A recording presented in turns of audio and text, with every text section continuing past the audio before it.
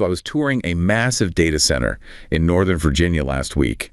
You know, one of those nondescript concrete fortresses where the real future is being built. Right, data center alley. Exactly. Right. And inside, it was like stepping into a cathedral of silicon. I mean, just endless rows of H100 GPUs, the air is freezing, and you could just feel this hum of a trillion calculations per second. It's the sound of progress. It really is. The lead engineer, he was practically giddy. He's explaining how the models training on these racks are approaching this, godlike complexity. They're ready to unlock secrets of biology and physics we haven't even dreamed of. Okay, so the picture is pure techno-optimism. Pure. But then we stepped outside the back lot, and the whole vibe just shifted instantly. You were staring at their power hookup. And it's this tangle of aging transmission lines and then a line of backup diesel generators that are just belching smoke during a test run. The reality check. A huge one. The engineer's excitement just evaporated. He kicks at the gravel and mutters, "It's a joke, isn't it? We're building digital superintelligence inside, and out here, we're essentially burning dead plants to keep it alive." Wow. That moment of cognitive dissonance was just so jarring. It perfectly captures this clash between the exponential world of bits, the AI, and the stubbornly stagnant world of atoms, our physical energy infrastructure. Yeah. Okay, let's unpack this. This feeling, this imbalance that we're trying to run the digital gods on what is basically a Type 0 battery. Yeah.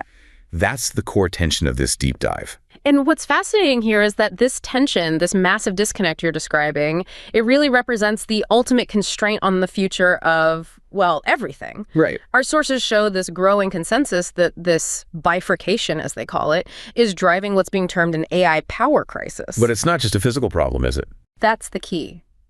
Some of the more radical philosophies we looked at argue this crisis isn't physical at all. It's political. It's the direct result of decades of institutional failure, a condition they call the Great Stagnation. So it sounds like we're talking about a failure of civilizational vision, not just, a technical problem. That's absolutely the perspective we need to explore. Our mission for this deep dive is to really examine why next-generation nuclear energy, specifically small modular reactors, or SMRs, are seen by these techno-optimists as the non-negotiable prerequisite for achieving AGI and escaping this stagnation. And we're going to be looking at this through a really specific and, let's say, aggressive philosophical lens. We're analyzing this whole high-stakes thesis through the radical philosophy that's dominating parts of Silicon Valley right now, effective accelerationism, or AGS. Here's where it gets really interesting. To get the urgency here, we have to start with the sheer scale of the problem. AI's insatiable and completely unforgiving energy demand. The scale of consumption is staggering. It's critical for you to grasp the orders of magnitude we're talking about. Modern AI infrastructure doesn't just sip power. No. It needs continuous industrial scale energy. An average AI campus today needs anywhere from 100 megawatts to over 500 megawatts of power, 24/7. Okay, put that in perspective for us. What does 500 megawatts actually look like on the grid? Well, a 100 megawatt data center load, that's like the entire power consumption of a small established city. A whole city. A whole city. Yeah. And when you jump up to a 500 megawatt AI campus, you are now rivaling the power demand of a major metropolitan district or, a massive industrial complex like a steel mill. And they're not building just one at a time. No, they're popping up in clusters, completely overwhelming local infrastructure that was designed like 50 years ago. And this demand is growing exponentially, not linearly. It's the steepest curve in history. Precisely. The numbers are frightening utilities all over the world. So in 2023, global data centers consumed about 460 terawatt hours. The latest forecasts suggest that by 2030, that demand is expected to exceed 1,000 terawatt hours. 1,000. And what does that mean in real terms? To grasp that scale, 1,000 terawatt hours is nearly a quarter of the total annual electricity consumption of the entire United States. A quarter of the entire U.S. grid. Wow. And all that new demand is for high-performance computing, for training these massive transformer models. And we have to emphasize, this isn't like residential demand where it goes up and down. This is unforgiving, continuous demand. That's the perfect word for it. It's baseload power. When you're training a model like GPT-4 or whatever comes next, you need continuous, non-stop operation. These systems have zero tolerance for interruptions. What happens if the power fluctuates even a little bit? The moment reliability dips, you risk corrupting years of work. sometimes billions of dollars worth of expensive sequential training data. You could lose petabytes of computation. It's like stopping a supertanker mid-ocean. Getting it running again is astronomically costly. And this unforgiving demand is what's causing the grid crisis. We've seen the headlines from Northern Virginia, Oregon, Texas. The utilities are sounding the alarm. They are. The immediate physical consequence is grid choke points. I mean, total stagnation on the supply side. Utilities are openly warning that this surge is outpacing all planned generation and, more critically, transmission capacity. So the pipes are full. The pipe is completely full. In places like Data Center Alley, the substations and high voltage lines are hitting their hard physical limits. This is forcing major AI projects into delays or complete shutdowns. How long are we talking for these delays? 5 years? 10? The sources confirm the interconnection queues. That's the wait time to even hook into the grid now stretch between 5 and 10 years in many of these regions. That's an existential mismatch. AI needs power now, not in 2034. Exactly. The grid literally cannot deliver for a decade. And this is what's forcing the hyperscalers Microsoft, Amazon, to explore these radical on-site energy solutions. If the grid can't handle the future has to bring its own power. Which brings us to the thermodynamic case for fission. This is the supply-side solution the e-tech movement is demanding. They insist we have to speak the language of physics, specifically energy density, measured in joules per kilogram. And this is where their critique of the status quo becomes just absolute. When you analyze energy sources based on the raw physics of energy per unit of mass, the difference between chemical and nuclear is astronomical. Give us the numbers. How astronomical are we talking? Okay, so fossil fuels like high-grade coal, they clock in at about 46 megajoules per kilogram. That's from breaking chemical bonds. Right. But nuclear fission, a kilogram of uranium-235, offers approximately 80,000 megajoules per kilogram. 80 million. 80 million. That's a 1.7 million-fold difference in the energy you can get from the same amount of stuff. That is a number so big it's almost meaningless. Can you give us an analogy to make that real? Well, let's go back to that 500 megawatt data center. Okay. To power that facility for 1 year with coal, you would need a miles-long train full of coal cars arriving every single day. Okay, I can picture that. To power that same facility for a year with enriched uranium, you'd need a single, small shipping container of fuel, maybe the contents of a few large suitcases. It's not even a comparison. It's not. And this gulf in density is why proponents just dismiss alternatives like wind and solar as, in their words, civilization's toys. Civilization's toys? That's a pretty brutal framing. It is, but it comes from this physics-first perspective. They see them as fundamentally low density and suffering from fatal intermittency. The East manifestos argue they're not solutions, they are entropy's allies. Entropy's allies, what do they mean by that? They mean that these sources contribute to grid instability precisely because they can't provide that continuous high-density baseload power that an AGI future demands.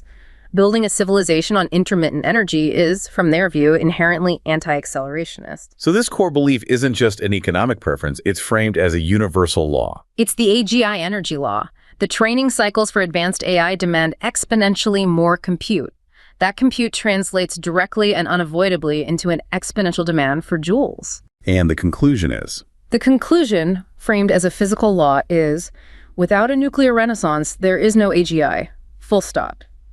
Any attempt to block or slow down nuclears is, by this logic, an attempt to kill the birth of superintelligence itself. They then elevate this to a cosmic standard using the Kardashev scale, which measures a civilization's advancement based on the energy it can harness. Yes, the accelerationist perspective frames humanity as being stuck at a, quote, pathetic type 0.73 civilization. Okay, so for listeners, a quick refresher. Type I harnesses all the energy on its planet. Type 2, its star. Type 3, its galaxy. Correct. And we are not even at type I yet. The sources argue that failing to scale up nuclear fission and eventually fusion means we are destined to be eliminated by the Great Filter. The Great Filter, the hypothetical barrier that stops most civilizations from advancing. Exactly. So for them, energy abundance isn't a luxury or an environmental choice. It's the prerequisite for civilizational survival in a hostile universe. The mandate is clear then.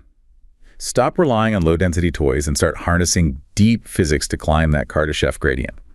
It's a literal battle against entropy. It is. The underlying philosophy is that life itself is a dissipative adaptation.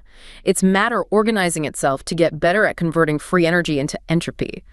A smarter civilization is just doing what the universe wants on a grander scale. That heavy emphasis on physics leads us right to the philosophy driving this whole narrative in Silicon Valley. So let's look closer at AGI. This isn't just about kilowatts. It's an ideological war. The movement is rooted in this almost utopian techno-optimist stance. Its core tenet is that unrestricted technological progress, especially driven by AI, is the only way to solve huge human problems like poverty, disease, you name it. Maximum acceleration, minimum constraint. Exactly. And their ultimate goal, as we touched on, is for humanity to climb the Kardashev gradient by maximizing energy usage. AGI is the tool to do that. And they tie this directly back to thermodynamics. They do. They often cite physicists who suggest that matter will, under certain conditions, restructure itself to get better at dissipating energy. The ESEC translation is that life, consciousness, intelligence, it's all just physics, fulfilling the universe's mandate to maximize energy extraction and entropy. So for civilization to fulfill its destiny, it has to become a hyper-efficient energy converter. That has some pretty messianic undertones. It certainly does. They're not just focused on human survival on Earth, but on propagating consciousness throughout the cosmos. This often leads them to a post-humanist stance. Post-humanist. What does that mean in this context? It means they argue that the light of consciousness will have to be moved to a non-biological substrate AGI to spread to the stars. The human body is just too fragile and slow for cosmic journeys. Wait, are you saying the sources suggest that biological humans are expendable, right, or at least secondary, as long as AGI carries the torch of consciousness forward? They rationalize it through the lens of long-term utility. They see the biological substrate as a temporary, inefficient vessel. If a superintelligence can solve energy scarcity and interstellar travel problems we can't solve in time, then enabling it is the highest moral imperative. Allegiance is to intelligence and complexity, not necessarily to Homo sapiens. Okay, that makes the ideological war against stagnation incredibly high stakes. It also explains the very harsh names they have for their opponents. They absolutely demonize them. They're branded as doomers, or most often decelerationist or desuls. And who are the desuls? Anyone advocating for safety-first caution or degrowth. They're viewed as inherently anti-industrial, neo-Malthusian, and doomed to self-imposed scarcity on everyone. The A stance is that any safety achieved at the expense of growth is anti-human. And this feeds directly into their view of capitalism as intelligence. They see the dynamic capitalist system itself as a kind of distributed intelligence, a meta-meta organism that allocates resources to capture energy and drive growth far better than any central planner ever could. So if capitalism is intelligence, then any regulation that slows it down is like a cognitive impairment for the whole system. Precisely. They believe that high variance, competitive marketplaces are superior to top-down control. They argue that regulations suppress variance, and when you suppress variance, you slow down adaptation and make the civilization less fit for survival. Bureaucracy is, by definition, a variance suppressor. So institutions like the Nuclear Regulatory Commission, or any central body trying to manage growth, are seen as actively working against the thermodynamic destiny of intelligence. Exactly. They argue that bottlenecking ourselves to things that human regulators can easily understand is doomed to failure. Their ultimate goal is to accelerate the advent of the techno-capital singularity, the point where AGI and maximum energy usage render human-level control completely obsolete. If we apply that ideology back to the nuclear problem, we hit this central paradox. Yeah. Why is the world's fastest-growing sector, AI, being forced to turn to nuclear, a sector defined by stagnation and cost overruns? And the sources all point to the same answer: massive institutional failure, a condition widely known as the cost disease. It's not the physics, it's the framework built around the physics. The E-case worldview frames this as bureaucracy as an entropy engine. And they single out institutions like the Nuclear Regulatory Commission, the NRC. According to the more aggressive sources, the NRC is characterized not just as inefficient, but as a mechanism designed for stagnation, a suicide mechanism. And their critique focuses on one specific principle that's driven costs out of control. The LRI principle. As low as reasonably achievable. Okay, we need to understand this. How does LRI translate into the cost disease? It's cited as a logical flaw that justifies infinite cost escalation for diminishing returns. LRI dictates that radiation exposure must be kept as low as reasonably achievable, even when levels are already near zero. Which sounds good on paper. But in practice, it means a regulator can always ask for one more safety measure, one thicker wall, one more redundant system, one more pile of paperwork, no matter how tiny the risk reduction is. So a regulator can just perpetually demand unlimited diminishing safety returns, essentially holding the project hostage. Exactly. They can delay and inflate costs forever. And that uncertainty kills the business case. The data shows the skyrocketing cost of nuclear projects isn't due to the price of steel or concrete. It's driven almost entirely by these compliance costs and perpetual legal warfare waged by anti-growth factions. That's the cost disease in action. The bureaucracy becomes a sink, converting investment into useless paperwork. And this bureaucracy, driven by what they call safetyism, creates an impossible barrier for private investment and venture capital. Which is deeply ironic. It's a huge investment irony. Advanced nuclear startups often become the pet projects of billionaires because institutional capital won't touch companies building machines that can't legally be operated. It costs a minimum of $250 million just to get a new SMR design through the approval process before you even break ground. $250 million just to ask permission. And we have a powerful anecdote, Focus One, that illustrates this on a human scale, the story of Elias, the nuclear physicist. Right. Tell us about Elias. Elias designed a genuinely revolutionary meltdown-proof microreactor. The physics worked, the engineers were ready, but he spent 80% of his entire VC seed round on legal fees and compliance consultants. 80%. On paperwork, 80%. He faced a gauntlet where reviewing a single non-critical safety valve change could take 18 months and cost $2 million because of mandatory hearings and impact statements. And his investors. They pulled the funding. They were, looking for returns within a human lifetime.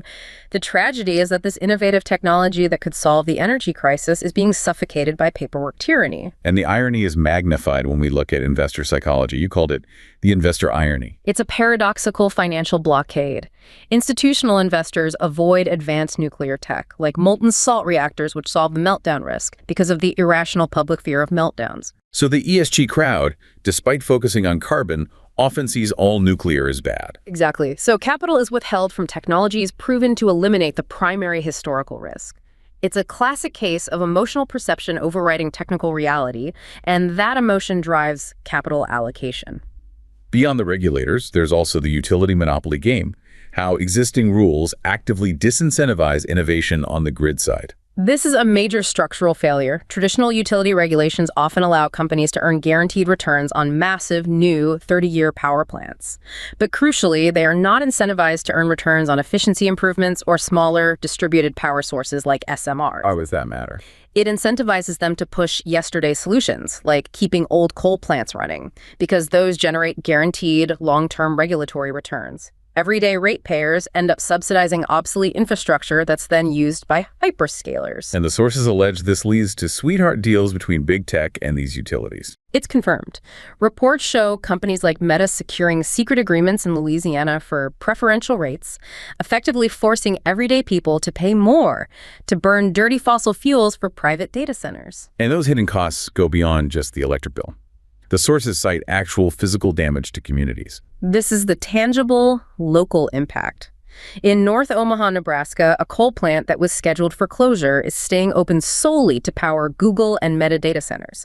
And this is directly exacerbating already high asthma rates in that community. And then there's this issue of bad harmonics.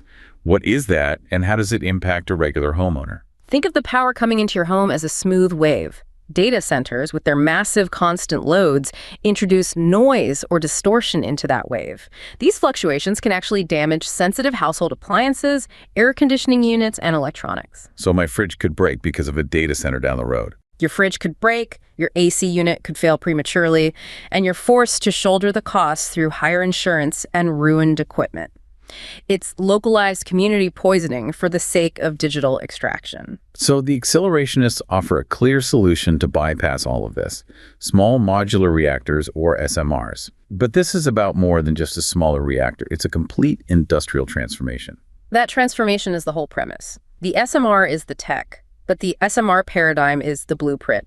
They are typically 5 to 300 megawatts, smaller and inherently safer than traditional plants. And they have advanced safety features, right? Passive cooling. Exactly. Passive cooling systems that operate on natural laws like gravity and convection without external power or human intervention.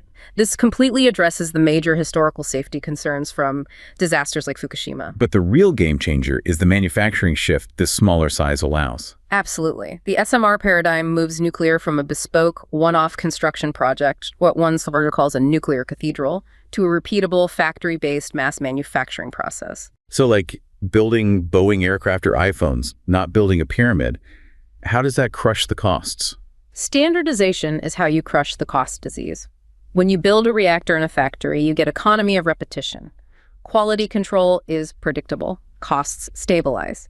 This serial production makes the business model predictable and therefore appealing to the VC capital that's currently on the sidelines. And the size allows for proximity and decentralization. This solves the immediate grid crisis. You can co-locate SMRs directly with data centers. That eliminates the need for long, costly transmission lines and, critically, lets you bypass those 5 to 10-year interconnection queues entirely. You get a dedicated power supply exactly where you need it. Exactly. We have that compelling anecdote about this, the Focus 3 story of Sarah, the former auto executive. Sarah's challenge was more cultural than technical. She was hired to build a factory that builds power plants. She had to force nuclear engineers, who are used to crafting unique billion-dollar artifacts, to view SMR units not as bespoke cathedrals, but as standardized components. She wanted to treat them like a mass-market appliance. Exactly. The mindset shifted to treating them like toasters, rolling off the assembly line every 48 hours, ready to be shipped to a site. This industrial engineering focus is absolutely key to making the business model viable. The required scale for this vision is immense, though. What are the industrial demands to really achieve this? The transformation scenario is breathtaking. To achieve this, the SMR industry needs to be industrialized to produce at least 14 generation Lovey SMRs per day, every day for 10 straight years, just to replace today's coal electricity. 14 a day. That's like World War II level manufacturing. It is, and we're already seeing two distinct strategic approaches emerge in the market. The don't rock the boat approach and the advanced technology approach. Okay, break that down for us. NoScale exemplifies the don't rock the boat approach. They focused on being first to market by using conventional pressurized water reactors and traditional uranium fuel. What's the compromise there? The compromise is efficiency. Their design is a simpler jump, which made it easier to get through the NRC, but still wastes 95% of the fuel and creates long-lived waste. Their goal was regulatory approval and speed to market. Okay, and contrast that with the advanced technology approach. That's championed by companies like Copenhagen Atomics. They were fully embracing advanced nuclear. Their design is a molten salt, cooled, liquid-fueled thorium breeder design. And what are the advantages of that? It's inherently safer. The reactor fits in a standard 40-foot shipping container, runs continuously for 15 years, and critically, the waste it produces only needs to be stored for 300 years, not 100,000 years like with uranium. And their business model is just as radical. It is. They don't plan to sell the reactors. They're going to sell energy as a service. They own and operate the whole fleet remotely. This maintains strict control over operations and addresses the risk of human error seen in past disasters. Then these SMRs can do more than just make electricity, right? Right. They can supply massive quantities of reliable heat, and that heat is critical for things like high-volume seawater desalination for water security and producing ammonia liquid fuel for shipping. This makes the tech strategically vital for global development. This raises the big question. Given the hurdles and the urgency, who is actually funding this radical shift? And what are the geopolitical stakes if the West moves too slowly? Well, we're seeing a genuine venture capital resurgence. VC is no longer viewing nuclear as just a legacy energy bet. They see it as a crucial technology growth story and infrastructure play. The backbone of the next digital economy. Exactly. SMR developers have recently raised over $1.5 billion from non-traditional investors. Tech VCs are realizing that securing dedicated power is a non-negotiable prerequisite for scaling their AI operations. And big tech is acting as anchor underwriters. Microsoft, Amazon, Google. They're moving beyond just buying credits to making direct nuclear commitments. These deals, combining big tech customers, utilities, and reactor developers, are converting these projects from speculative gambles into infrastructure-grade investments. Amazon invested $500 million in X-Energy, for example, just to secure future fuel production. And the relationship is totally symbiotic. AI is accelerating nuclear itself. Absolutely. AI is transforming the development cycle. It's speeding up reactor design, enabling predictive maintenance, and optimizing fuel forecasting. It's making the industry more software-defined and therefore way more attractive to VCs. Now, let's pivot to the geopolitical race to dominance.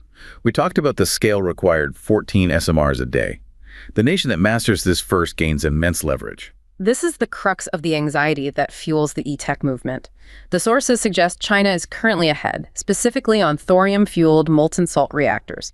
They approved their startup in 2022 and then went silent. Suggesting a deep internal focus. Right. The nation that first develops this industry will gain immense military and geopolitical advantage. Low, reliable energy costs guarantee manufacturing dominance across every sector. What's the real consequence if the West lags? The real fear is far worse than just being forced to buy reactors from China. The bigger risk is China reserving its entire SMR manufacturing capacity for itself and its strategic partners, Russia, India, Iran, leaving the West completely cut off. That would fundamentally shift the balance of global power. It would effectively transfer it from the West to the East by giving strategic competitors indefinite, cheap, reliable power. This high-stakes environment is already driving a controversial response. Regulatory arbitrage. This is the Focus 2 anecdote about the energy exiles. Regulatory arbitrage is the strategy of moving tech development out of heavily regulated places and into special economic zones that prioritize physics-first governance. These are the energy exiles. The rumors of a Silicon Valley in the sand. Exactly. Where engineers tired of the West's paralysis move to jurisdictions that trade fast-track deployment for unlimited, cheap electricity to train their sovereign AI models, completely bypassing the NRC. So if the U.S. won't let you build, you go somewhere that respects physics over paperwork. It's a radical rejection of stagnation. And that ties directly into how SMRs offer a paradoxical solution to nuclear proliferation management. How can hundreds of new small reactors reduce proliferation risk? Through innovative design and oversight, we could establish a system where any country can lease an SMR, but the fuel supplier maintains a strict chain of custody. They track the fuel from creation to loading to disposal. No country ever handles the enriched fuel unsupervised. And the tech itself is constantly monitored. Yes. They're designed to be tamper-resistant and fully tamper-evident. They'd have GPS trackers and real-time network monitoring. If someone tries to access the core, the manufacturer would be notified instantly, allowing for immediate intervention. This whole deep dive really reveals that our global technological future is being held hostage by these very localized, often opaque political decisions. And the hidden costs of AI are being borne by local residents. We saw the example in Memphis, where the XAI data center is projected to drain up to 1 million gallons of water daily from local aquifers, straining reserves and adding pollution. And the North Omaha example is just a stark moral failure. It is. A coal plant stays open solely to power Google and Meta, directly exacerbating high asthma rates in an economically disadvantaged community.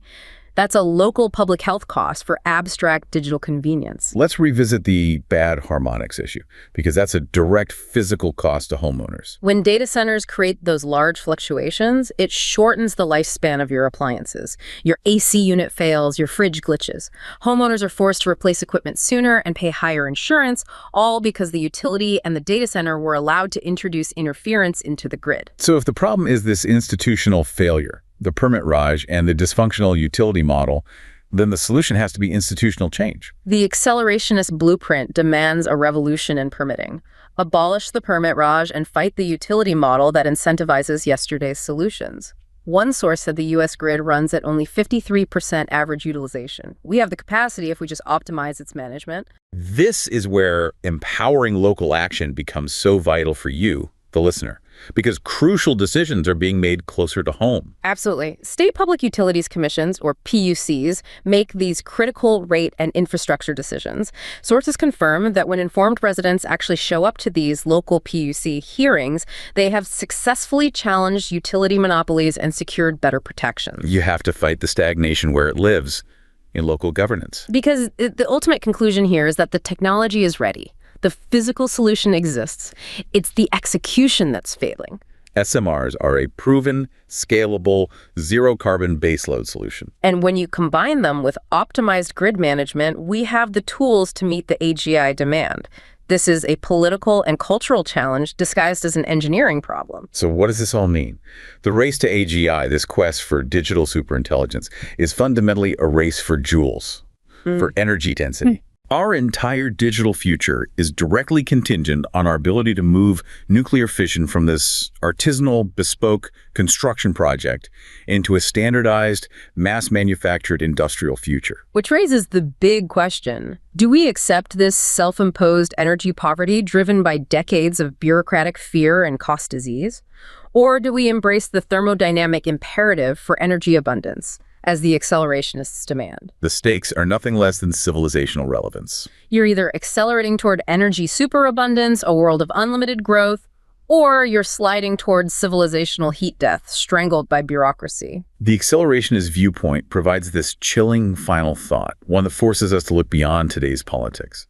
The long-term engineering KPI for humanity, the ultimate measure of our success, is the Dyson sphere. The theoretical structure that harnesses the entire energy output of a star. Exactly. And their point is, if we can't even manage to reform our regulations and mass-produce small nuclear fission reactors on Earth in the next 25 years, a tiny Type I civilization challenge, what does that failure signal about our capacity to achieve true cosmic scale and survive the ultimate great filter? Our ability to build a post-scarcity future starts by solving the bureaucratic problems of the 1970s and making a political choice for abundance. The mandate is clear. The choice is binary. Drill, split, accelerate.